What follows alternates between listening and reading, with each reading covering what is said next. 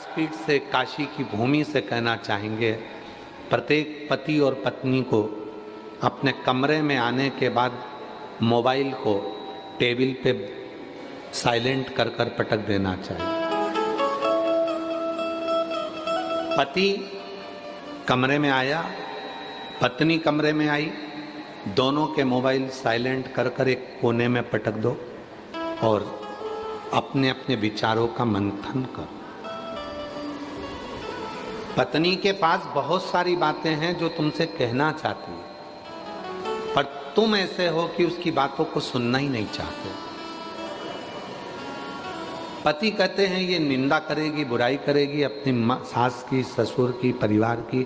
ठीक है, किससे कहेगी वो? अपना मन हल्का करने के लिए अपने पति से ही तो कहेगी।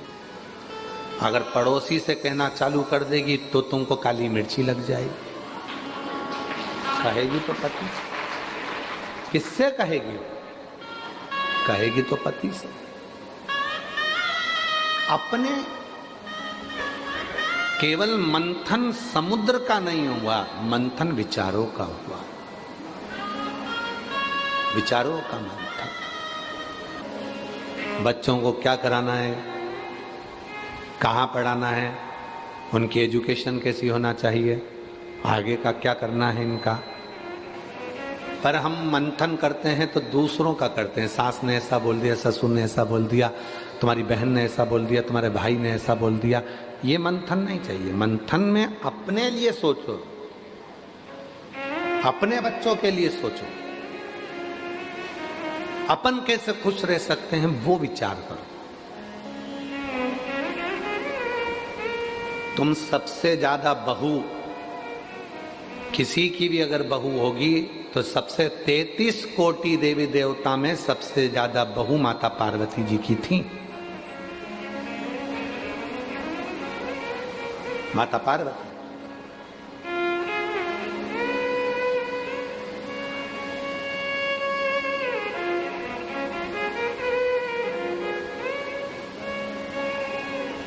कई माताएं कह देती हैं कि हम हमारी बहू को निभा रहे हैं, बहुएं कहती हैं हम हमारी सास को निभा रहे हैं।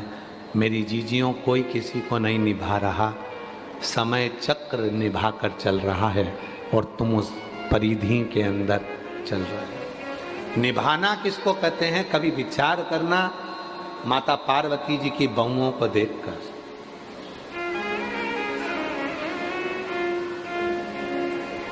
बहुओं को देख। एक माँ छठी, रिद्धि सिद्धि,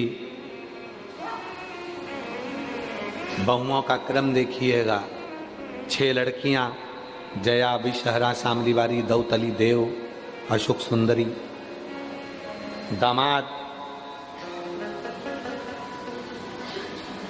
बच्चों के बच्चे शुभ और लाभ, उनके बच्चे अमोद और प्रमोद।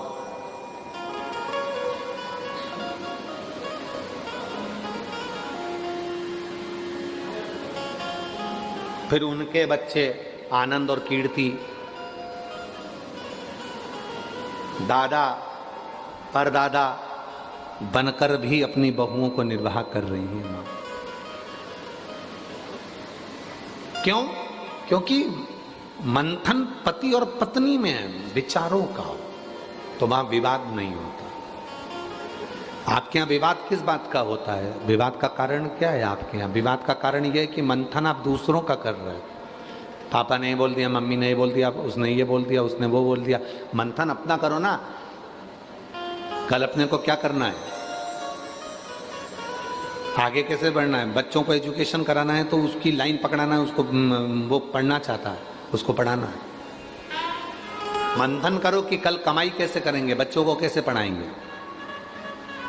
मंथन वो नहीं है कि अपनी हिम्मत को हार देना, विष निकाल लेना, इसको मंथन नहीं कहा गया।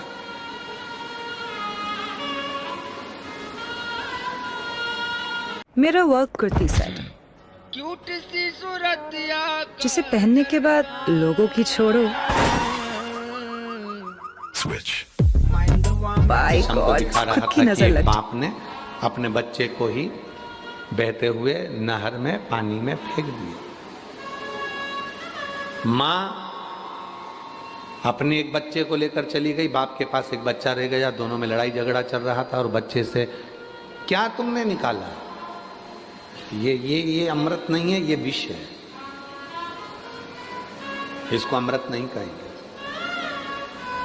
अमृत उसको कहा गया। पार्वती जी ने पूछा क्या समुद्र में से निकला वो अमृत है? शिव जी कहते हैं अगर अमृत समुद्र में होता तो समुद्र खारा नहीं होता।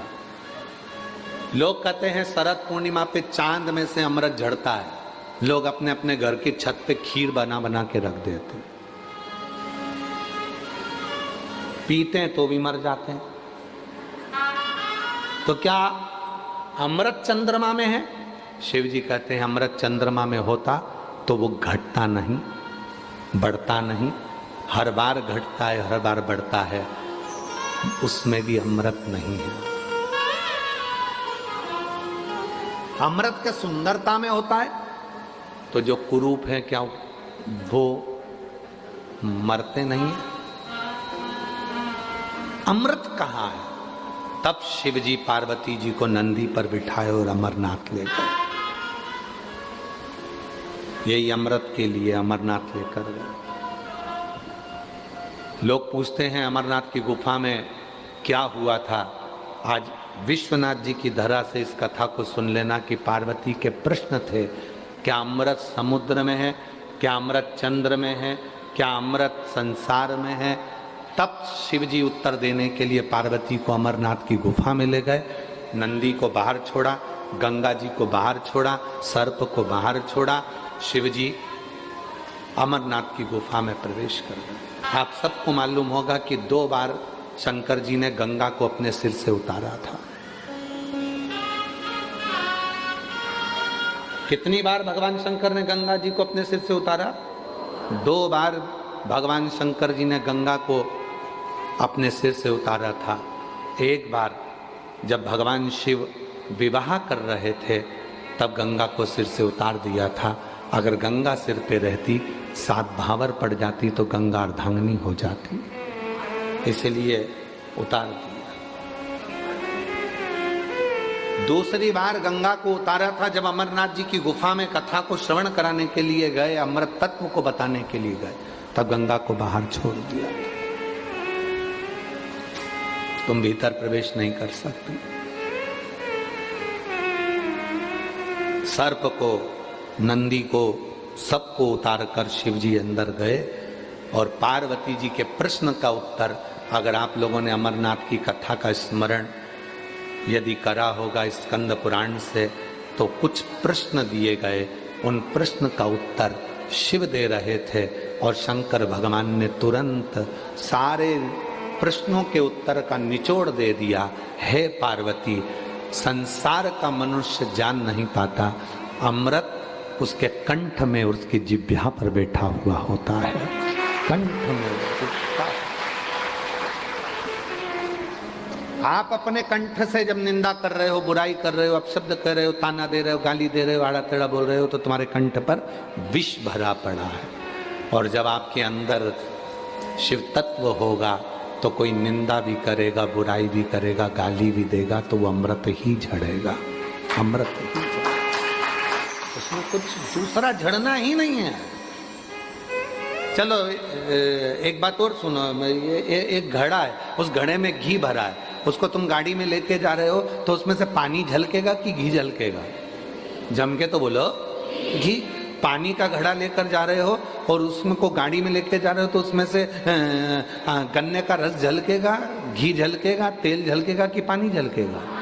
पानी झलकेगा। जो घड़े के अंदर होगा वही झलकेगा।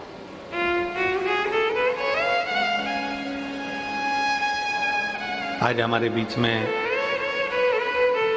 फ्लाइट बाबा पधारे हैं, एक बार जोरदार ताली बजाकर साथ होगा। बड़े दिव्य संत हैं।